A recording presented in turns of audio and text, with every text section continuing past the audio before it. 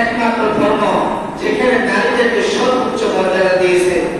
কোন সময় বউ হিসাবে নারীর মর্যাদা দিয়েছে, স্ত্রী হিসাবে নারীর মর্যাদা দিয়েছে, মা হিসাবে নারীর মর্যাদা দিয়েছে। এমনকি ইসলাম ধর্মের মধ্যে নারীদেরকে সর্বোচ্চ সম্মান ইজ্জত দিয়েছেন। ইসলাম ধর্মের মধ্যে নারীদেরকে তাদের প্রত্যেকটি সম্পত্তি আছে তার অংশীদারিত্ব বানিয়ে দিয়েছেন। কিন্তু হিন্দু ধর্মের মধ্যে এখনো নিয়ম রয়েছে বাবার সম্পত্তি মেয়েরা পাবে না, বাবার সম্পত্তি মেয়েরা পাবে না, বাবার যে সম্পদ রয়েছে সব ছেলেরাই পাবে। ইসলাম ধর্ম এমন একটা ধর্ম যেখানে নারীদেরকে একদম ছোট থেকে লালন পালন করার পর সব কিছু দেওয়ার পর, বাবা লক্ষ লক্ষ টাকা খরচ করে বিবাহ দেওয়ার পর, পড়াশোনা করার পর, তারপর নারীদেরকে বাবার যে পৈতৃক যে সম্পত্তি রয়েছে সে সম্পদ থেকেও নারীদের জন্য একটা অংশ ভাগ করে দেওয়া হয়েছে। এটা একমাত্র ইসলাম ধর্মের মধ্যেই আছে, অন্য কোন ধর্মের মধ্যে এমন সিস্টেম কোথাও নাই। ইসলাম ধর্মের মধ্যে নারীদেরকে বিভিন্ন অধিকার বিভিন্ন সম্মান ইজ্জত দিয়ে নারীদেরকে শ্রেষ্ঠ জাতি হিসাবে আল্লাহ পাক রব্বুল আলামিন একমাত্র ইসলাম ধর্মের মধ্যে তাদের অধিকার দিয়েছেন। এক নাম্বার অধিকার সেটা হলো বেঁচে থাকার অধিকার। জাহিলি জামানায় যে আরব সভ্যের মধ্যে এমন ছিল যে কন্যা সন্তান জন্ম হলে তাদেরকে জীবন্ত পুঁতে ফেলা হতো। পবিত্র কোরআন কারীমের মধ্যে আসছে ওয়াইদাল মাউউদাতু সুইলাত বিআইয়ি যামবিন কুতিলাত ওয়াইদাল মাউউদাতু সুইলাত। তারা কি করত? নারীদেরকে জীবন্ত হলে তারা কি করত? মাটির মধ্যে পুঁতে ফেলত। বিআইয়ি যামবিন কুতিলাত। তখন তাদেরকে জিজ্ঞাসা করা হবে কোন অপরাধের কারণে, কি অন্যায়ের কারণে তাদেরকে জমিনের সাথে কেন তাদেরকে পুঁতে রাখা হলো, কি জন্য পুঁতে রাখা হলো। আল্লাহ পাক রব্বুল আলামিন পবিত্র কালামুল্লাহ শরীফের মধ্যে নারীদের বেঁচে থাকার অধিকার দিয়েছেন। অন্য ধর্মের মধ্যে যেমন লাঞ্ছনার শিকার হয়েছে, ইসলাম ধর্মের মধ্যে নারীদেরকে লাঞ্ছনার শিকার হয় নাই, বরং ইসলাম ধর্ম তাদেরকে সম্মান দিয়েছেন। আল্লাহ রাসূল সাল্লাল্লাহু আলাইহি ওয়াসাল্লাম হাদিস শরীফের মধ্যে বলেন ইন্নাল্লাহা হারামা আলাইকুম ওয়াদাল বানাত। আল্লাহ তাআলা তোমাদের উপর কন্যা সন্তানদের জীবন্ত কবর দেওয়াকে হারাম করে দিয়েছেন। অর্থাৎ ইসলাম ধর্মের মধ্যে তার কন্যা সন্তান যদি জন্মগ্রহণ করে তাহলে তাকে জীবন্ত কবর দেওয়াটা সম্পূর্ণ হারাম করে দিয়েছেন। দুই নম্বর তাদের অধিকার কন্যা হিসেবে অধিকার। যখন কোন বাবার একজন কন্যা সন্তান হয় তখন এই বাবা কি করে বিবাহের আগ পর্যন্ত এই মেয়ের যত ধরনের ভরণ পোষণ ইত্যাদি সব কিছু দায়িত্ব বাবা বহন করে, এমনকি তার বিবাহ ইত্যাদি যা কিছু আছে সব কিছুর দায়িত্ব বাবা বহন করে। এটা একমাত্র ইসলামে দিয়েছে, এটা অন্য কোন ধর্ম নারীদেরকে এই অধিকার দেয় নাই। যেমন আল্লাহ রাসূল সাল্লাল্লাহু আলাইহি ওয়াসাল্লাম এর কিছু ফজিলত বলেছেন, হাদিস শরীফের মধ্যে আছে মান কানাত লাহু সালাতু বানাতিন ফাবাশরা আলা লাহওয়াহিন্না ওয়া আলা ফারাইন্না দাখালাল জান্নাহ।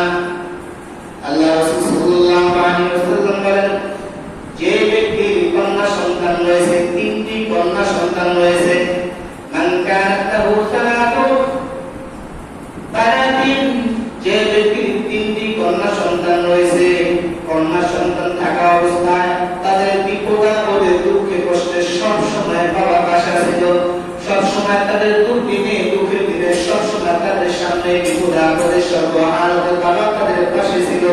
আল্লাহ রাসূল সাল্লাল্লাহু আলাইহি ওয়াসাল্লাম বলেন যে ব্যক্তির তিনটা কন্যা সন্তান আল্লাহ দান করেছেন তার সর্বহালতে সর্বদিকে তার পাশে ছিল। আল্লাহ রাসূল বলেন ওই ব্যক্তি দাখালাল জান্নাহ, আল্লাহ রব্বুল আলামিনের জান্নাতে প্রবেশ করবেন। সুবহানাল্লাহ। এক সাহাবী বলতেছে ফাকালা রাজুল ইয়া রাসূলুল্লাহ, এক সাহাবী বলতেছে ইয়া রাসূলুল্লাহ ইয়া হাবিবাল্লাহ ওয়া ইবনাতাইন, যদি কারো দুইটা কন্যা সন্তান থাকে তাহলে কি ফজিলত সে পাবে? আল্লাহ রাসূল সাল্লাল্লাহু আলাইহি ওয়াসাল্লাম বলতেছেন হ্যাঁ, যদি দুইটা কন্যা সন্তান থাকে তাদের ভরণ পোষণ দিয়ে বাবা সুশিক্ষা শিক্ষিত করে বিপদ আপদে সর্বহাল তাদের পাশে থাকে, তাহলে দুইটা কন্যা সন্তান থাকলো আল্লাহর জান্নাত প্রবেশ করবে। আবার বলতেছে ইয়া রাসূলুল্লাহ, যদি কোনো ব্যক্তির একটি কন্যা সন্তান থাকে তার হুকুম কি? বলতেছে একটি কন্যা সন্তান যদি থাকে, একটি কন্যা সন্তান যদি থাকে, যদি তার হক, তার যে অধিকার আছে, যদি সে পুঙ্খানুপুঙ্খানুভাবে আদায় করে, তারপর আল্লাহ পাক রব্বুল আলামিন ওই ব্যক্তিকে আল্লাহর জান্নাত দান করবেন। সুবহানাল্লাহ। আর ইসলাম ধর্মই নারীকে সর্বোচ্চ সম্মান দিয়েছে। ইসলাম ধর্মই নারীকে সর্বোচ্চ সম্মান দিয়েছে। বোন হিসাবে অধিকার অনেক ফ্যামিলির মধ্যে দেখা যায় যে বাবা অল্প বয়সে মারা গেছে, ছোট ছোট বোনেরা আছে, বড় ভাই দায়িত্ব নিয়ে বোনদেরকে লালন পালন করেছেন। অনেক ফ্যামিলি এমন আছে না যে ভাই বোন ছোট ছোট বাবা মারা গেছেন, তখন কি করেছেন, বড় ভাই হিসাবে দায়িত্ব নিয়ে এই বোনের লালন পালন করেছেন। বোনের পড়াশোনা দেখাশোনা বিপদ আপদে সর্ব হালতে এই ভাই দেখাশোনা করেছেন। তখন আল্লাহ রাসূল সাল্লাল্লাহু আলাইহি ওয়াসাল্লাম বলেন, ইসলাম ধর্মে একমাত্র এই অধিকার দিয়েছে যে যদি বাবা না থাকে, তাদের ছোট ছোট ভাই বোন যারা থাকে, তাদের অধিকার এবং তাদের সব কিছু দায়িত্ব ভাইয়ের কাঁধে দিয়েছেন। এটা একদম মেয়ে হিসাবে, কন্যা হিসাবে যে অধিকারটা একমাত্র ইসলাম ধর্মই দিয়েছেন। আল্লাহ রাসূল সাল্লাল্লাহু আলাইহি ওয়াসাল্লাম হাদিস শরীফের মধ্যে বলেন, মান কানাত লাহু সালাতু বানাতিন আও আখাওয়াতিন, যদি কোনো ব্যক্তির তিনটা কন্যা সন্তান রয়েছে অথবা তিনটা বোন রয়েছে,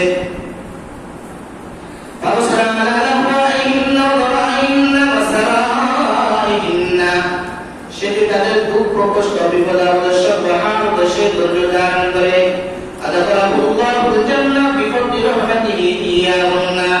এই বোনদের প্রতি দয়া করার কারণে, বোনদের প্রতি অনুগ্রহ করার কারণে, কন্যাদের প্রতি অনুগ্রহ করার কারণে আল্লাহ পাক রব্বুল আলামিন তো ওই ব্যক্তিকে জান্নাত দান করবেন। সুবহানাল্লাহ।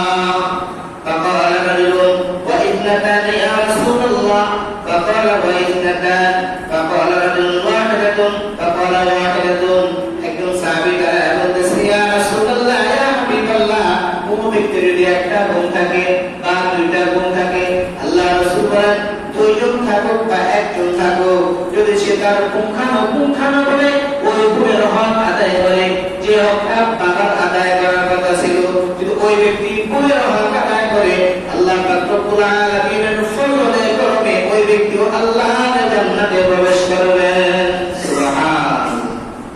4 নাম্বার, স্ত্রী হিসেবে অধিকার। স্ত্রী হিসাবে নারীদেরকে অধিকার আল্লাহ তাআলা দিয়েছেন। কোন পুরুষ যখন বিবাহ করে বাবার দায়িত্ব যখন শেষ হয়ে যায়, বাবার দায়িত্ব শেষ হয়ে তখন চলে আসে স্বামীর উপরে দায়িত্ব, তখন স্বামী কি করেন, তার ভরণ পোষণ ইত্যাদি সব কিছুর দায়িত্ব স্বামী গ্রহণ করেন। এমনকি মৃত্যুর আগ পর্যন্ত যতদিন তাদের এই বিবাহ বন্ধন আবদ্ধ থাকে, একজন স্ত্রীকে দেখাশোনার দায়িত্ব সব কিছুই স্বামীর দায়িত্বে চলে আসে। এটা একমাত্র ইসলাম ধর্মই দিয়েছেন। যখন তাদের বিবাহ হয়, একটি মহারণা ধার্য করা হয়, এই মহারণা ধার্য করা হয়, এটাও নারীর অধিকার। কারণ নারীর অধিকার বাস্তবায়নের জন্য, নারীকে ভোগ করার জন্য আল্লাহ পাক রব্বুল আলামিন নারী জাতিকে মর্যাদা দেওয়ার জন্য তাদের জন্য একটি মহারণা নির্ধারণ করেন। পবিত্র কালামুল্লাহ শরীফের মধ্যে আসছে, ওয়াতুন নিসা সাদকাতিহিন্না নিহলা, তোমরা তোমাদের স্ত্রীদেরকে মোহর দিয়ে দাও সন্তুষ্টির সাথে, মহারণা দিয়ে দাও। আম্মা এর মধ্যে আল্লাহ বলেন ওয়াশিরুহুন্না বিল মারুফ, তোমরা তোমাদের স্ত্রীদের সাথে তোমরা ভালো আচরণ করো, উত্তম আচরণ করো। এই সাথে স্বামী হিসাবে স্ত্রীর যে অধিকার, এটা স্বামীর কাছে সে পাইতেছে, এটা একমাত্র ইসলাম ধর্মে তাকে এই অধিকার প্রতিষ্ঠা করেছে। 5 নম্বর, মা হিসাবে নারীদের অধিকার। মা হিসাবে নারীদের অধিকার ইসলাম দিয়েছেন। কারণ ইসলামে নারীকে সর্বোচ্চ মর্যাদা, সম্মান, অধিকার ইসলাম ধর্ম দিয়েছেন। মায়ের ভরণ পোষণ এই যত ধরনের দায়িত্ব আছে সব সন্তানরা করবে। সন্তান যারা আছে, মায়ের ভরণ পোষণ ইত্যাদি যা কিছু আছে সব দায়িত্ব সন্তানদের উপর। এবং ইসলাম ধর্মের মধ্যে একমাত্র তাদের বাবা মার খোঁজ খবর ইত্যাদি সব এই ধর্মের লোকরা সবচেয়ে বেশি রাখেন। শরীফের মধ্যে বলেন عن ابي هريره رضي الله عنه قال قال النبي صلى الله عليه وسلم جاء رجل الى رسول الله صلى الله عليه وسلم فقال يا رسول الله من احق الناس بحسن صحابتي قال امك قال ثم من قال ثم امك قال ثم من قال ثم امك قال ثم من قال ثم ابوك وقال ابو هريره رضي الله تعالى عنه বলেন আল্লাহ রাসূল সাল্লাল্লাহু আলাইহি ওয়াসাল্লাম একজন ব্যক্তি আসলো আয়েশা বলতেছে ইয়া রাসূলুল্লাহ ইয়া হাবিবাল্লাহ দুনিয়ার জমিনে আমার কাছে সর্বোত্তম ব্যবহারকে পাওয়ার যোগ্য সর্বোত্তম আচরণে কার সাথে করব সর্বোত্তম ব্যবহারকে পাইবে আল্লাহ রাসূল সাল্লাল্লাহু আলাইহি ওয়াসাল্লাম বলেছেন সর্বোত্তম উত্তম আখলাক চরিত্র যার সাথে তুমি তাকে পাশে দাও তোমার মা তারপর বলতেছেন তারপর বলতেছেন তোমার মা তারপর বলতেছেন তোমার মা চতুর্থবার বলতেছে তোমার বাবা তাহলে ইসলাম ধর্মের মধ্যে নারীদেরকে মা হিসেবে আল্লাহ পাক রব্বুল আলামিন শ্রেষ্ঠ মর্যাদা দান করেছেন শ্রেষ্ঠতম মর্যাদা দান করেছেন আল্লাহ রাসূল সাল্লাল্লাহু আলাইহি ওয়াসাল্লাম হাদিসের মধ্যে বলেন ইন্নাল্লাহ হারামা আলাইকুম উকুকাল উম্মাহাত আল্লাহ তাআলা পিতা-মাতার অবাধ্য হওয়াকে তোমাদের উপর হারাম করে দিয়েছেন অন্য হাদিসের মধ্যে বলেছেন আল জান্নাতু তাহতা আকদামিল উম্মাহাত বাবা মার পায়ের নিচে তবে সন্তানের বেহেশত বাবা মার পায়ের নিচে সন্তানের বেহেশত এবার ইসলাম ধর্ম নারীদেরকে কি সম্মান দিয়েছেন 6 নম্বর শিক্ষা দীক্ষার অধিকার জাহিলি যুগে এমন অবস্থা ছিল নারীদেরকে কোনো ধরনের শিক্ষাই দিত না জাহিলি যুগে এমন ছিল নারীদেরকে কোনো শিক্ষা দেওয়া হতো না তাদেরকে দাসের মতো বিভিন্ন খাটানো হতো কাজ করানো হতো কারণ তারা তাদেরকে বিভিন্ন ধরনের নির্দিষ্ট প্রাণীর মতো তারা হতো ইসলাম ধর্মের দাওয়াত আয়েশা আল্লাহ রাসূল সাল্লাল্লাহু আলাইহি ওয়াসাল্লাম নারীদেরকে শিক্ষার ক্ষেত্রে সমান অধিকার দিয়েছেন